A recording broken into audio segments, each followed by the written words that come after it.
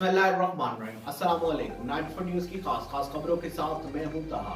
खबर शामिल करते मंडी बहाउद्दीन से आज अंसर जावेद की तफसीलात के मुताबिक Mandi Bahauddin police search operation Gojra Chak number 26 थाना जात मियाना गोंदल गोजरा सर्कल मलकवाल।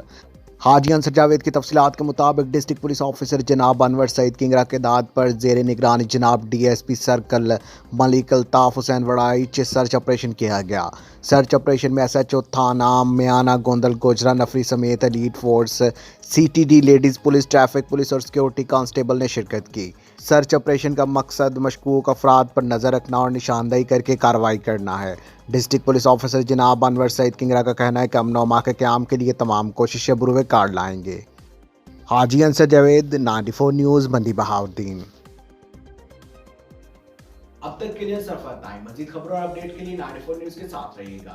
आप हमारी खबरें YouTube और Facebook पर भी देख सकते हैं। खबरों की तफसीलात के लिए हमारी वेबसाइट मुलाहिजा कीजिए www.94news.us। अपना ख्याल रखिएगा। अल्लाह हाफिज।